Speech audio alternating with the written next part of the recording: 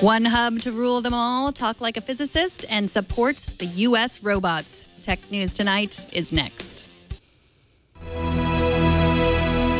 This is Twit.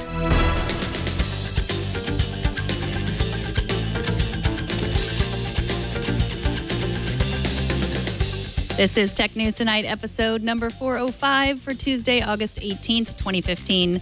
This episode of Tech News Tonight is brought to you by Wealthfront. Wealthfront is a low-cost, automated investment service that's the most sophisticated way for you to invest your money. Whether you've got millions or you're just starting out, visit wealthfront.com/TN2 to sign up and get your free personalized investment portfolio.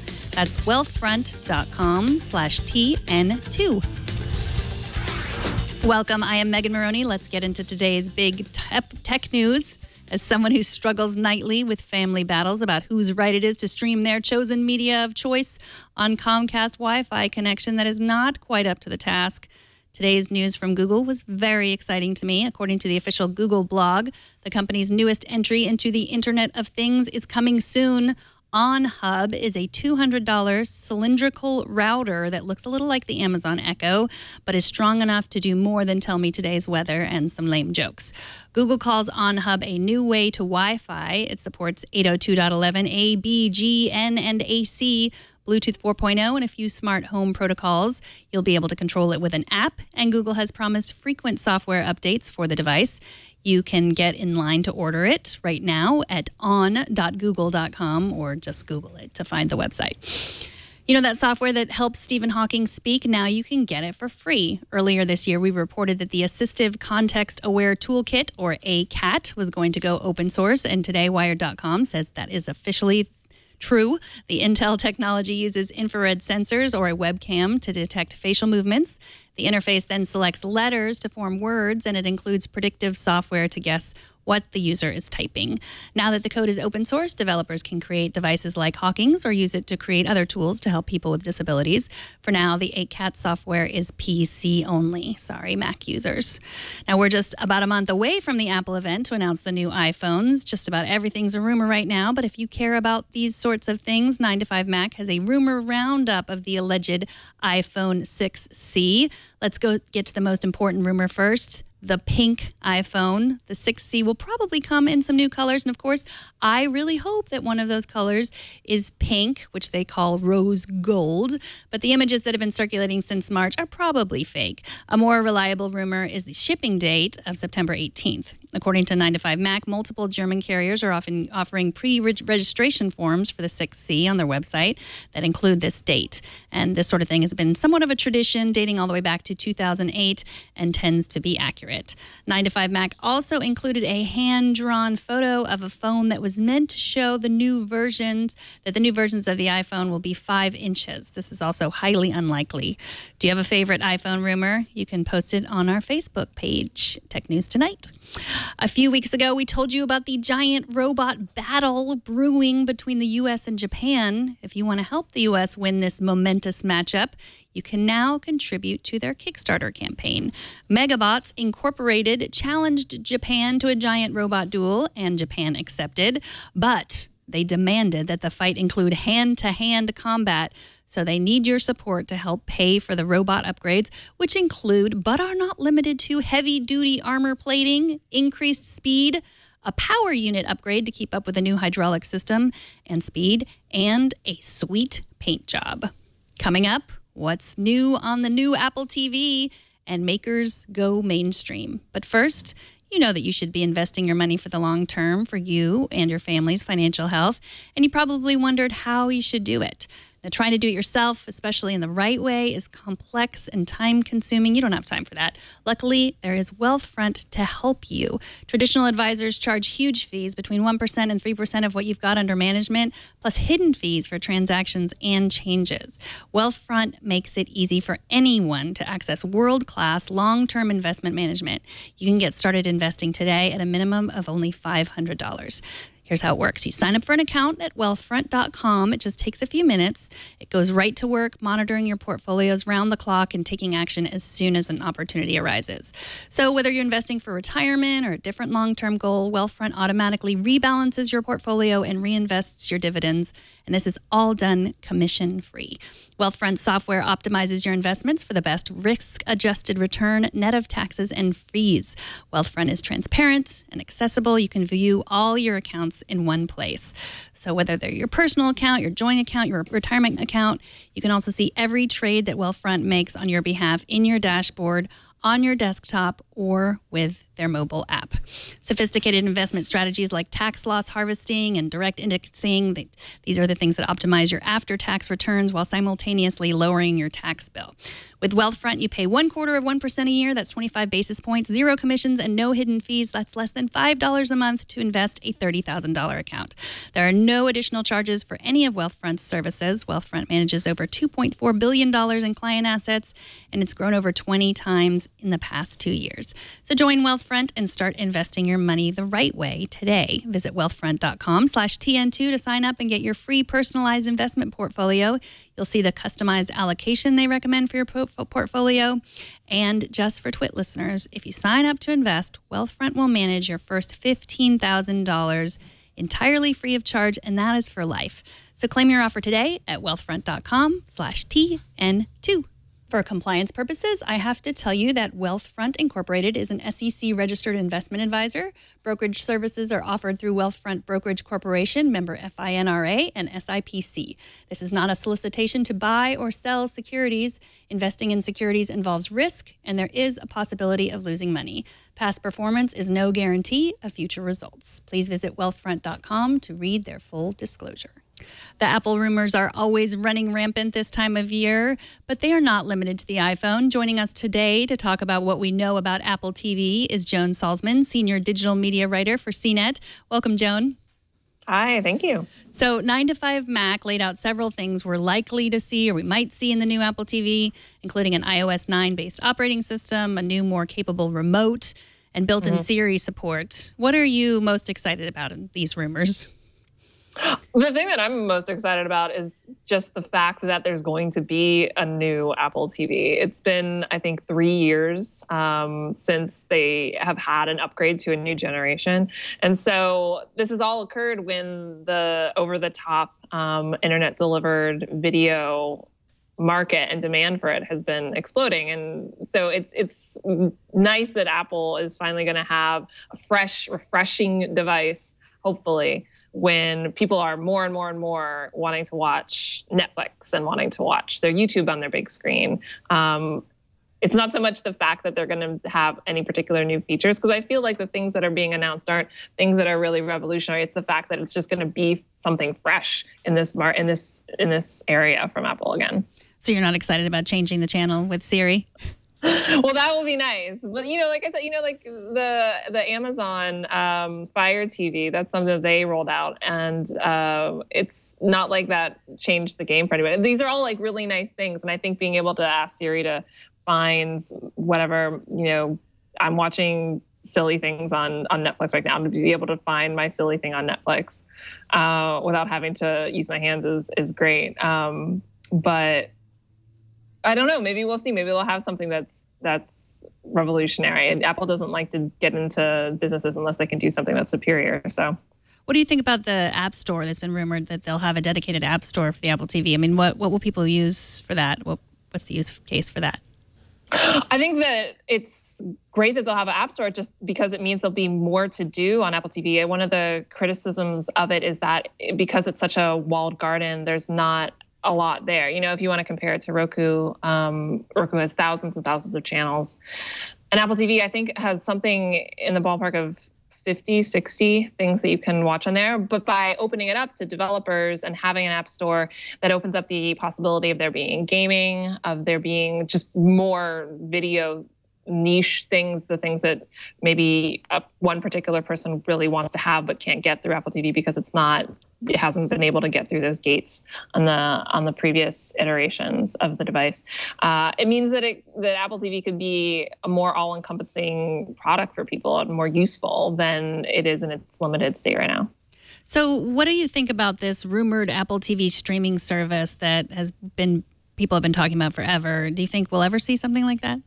I think, yes, we'll someday eventually see something like that. But the thing that we have to wait for is the media industry being in so much pain that they're willing to let Apple do what it wants, which is do something completely different than what other people are doing. You know, this year we've seen a lot of these kind of services launch. Sling TV launched earlier this year. We had PlayStation roll out View, which is a live TV internet delivered service. And then there's Verizon's going to be launching one soon. It's going to be delivered to mobile.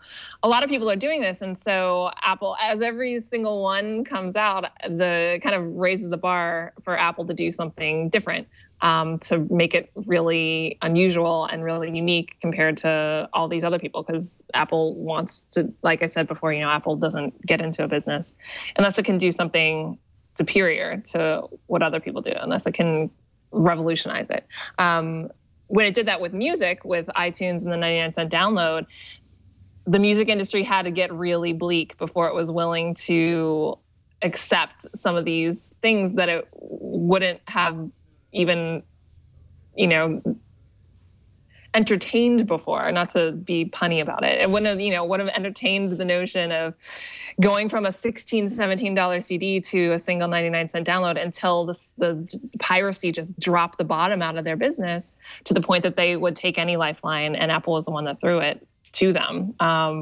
TV hasn't quite gotten to that point of distress yet, but that's starting to happen. You're seeing it. I mean, most recently during the summer, there was this period during the last earnings season where a lot of media companies, television-based media companies, lost tons and tons of market value because people are starting to realize that these cord cutters and cord shavers, cord nevers, whatever you call them, people that don't want to sign up to a pricey package that has been the underpinning of their business for a really long time, they're starting to disappear.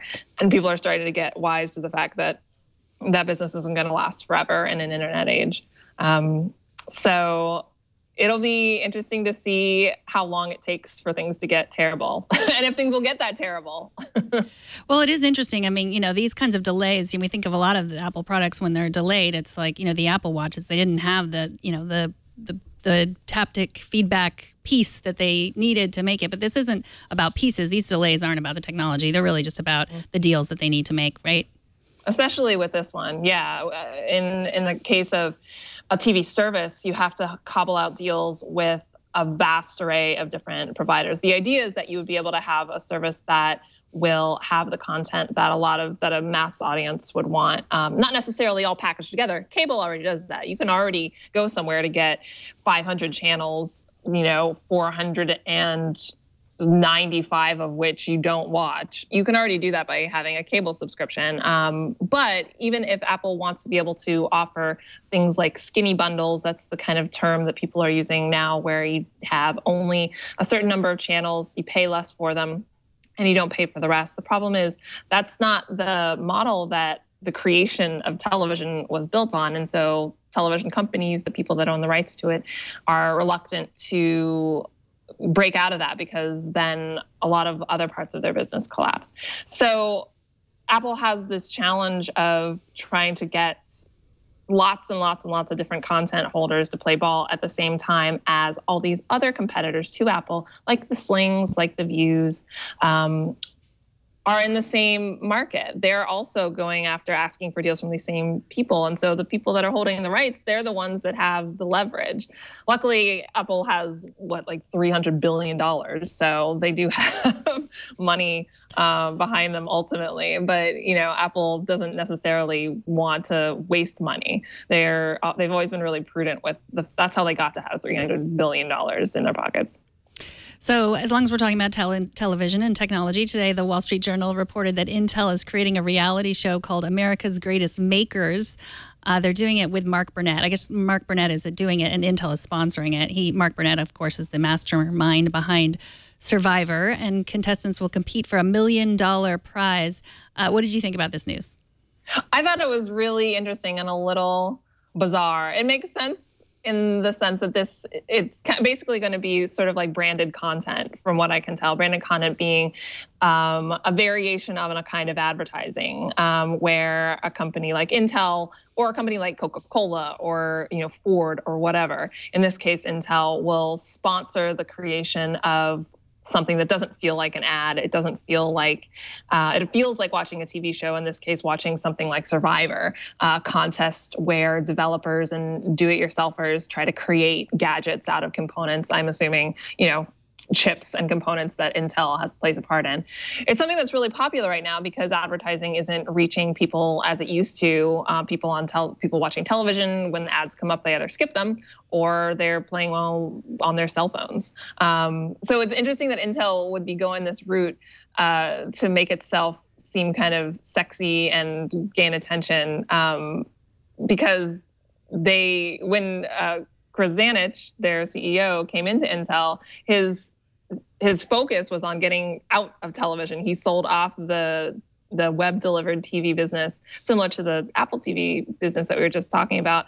Intel was already in the process of launching something like that, and he was like, nope, gonna get rid of it, gonna focus on our chips, gonna stay focused on our chips. So it just, even though they're very different things, this reality show and a web-delivered TV service, it's very different things, but it just seems a little funny that I guess about a year and a half after he, pulled the plug on television in one way, he's really gung-ho about television in another. He decided, well, if it's going to be like Survivor, then maybe he'll be more interested in it.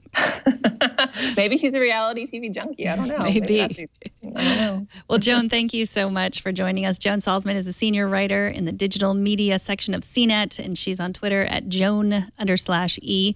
Thanks so much for coming on. Thank you. Take care. Bye. And finally tonight, the Next Web is starting a campaign against the clown emoji. Why? Because it is very scary, like all clowns. The final list of new emojis scheduled for approval in mid-2016 include not only the scary clown, but the pregnant woman, the face palm, the avocado, the dying rose, and the boy with a crown. And in other important emoji news, we found a tool that turns your photographs into abstract emoji art. Eric Andrew Lewis's Emoji Mosaic tool, posted on GitHub, takes any photo you upload and converts it into a mosaic made up entirely of emoji. We have one that we made of Leo with that photo. That's the first photo, and there it is, the emojis. He's full of all emojis. Jason Cleanthes also made one of me, but I didn't let him show it because my highlights were made of the poop emoji, and it wasn't very pretty. And that is it for this edition of Tech News Tonight. Write to us at tn2@twit.tv, or you can write to us at megan@twit.tv. Here's an email from Greg. He says, I enjoyed your note about contacting the astronauts on the International Space Station. Thanks from the ham community for the plug. He says that he's done this several times, going back to the astronaut John Blaha on the Russian space station Mir. He wanted to know the score of the game that was going on that night, and sadly, Greg did not have the score. As you noted, the crew is very seldom on the radio for random contacts these days, but there are scheduled contacts with schools on the ground where the students ask questions of the crew. Now, if you happen to be within 100 miles or so of the school, you can listen in on the space station's downlink. No ham license is required to listen. All you need is a simple scanner. Go to ARIS, that's ARISS.org for more information. Thank you for that email, Greg, and we welcome emails of all kinds. You can also subscribe to this show at twit.tv/TN2, and of course you can watch live every weekday at 4 p.m. Pacific, 7 p.m. Eastern, where you can see all the times I mess up. And also don't miss our morning news program, Tech News Today. That's every weekday at 10 a.m. Pacific, 1 p.m. Eastern. I'm Megan Morrone. Thanks for watching. Bandwidth for Tech News Tonight is brought to you by CashFly.com.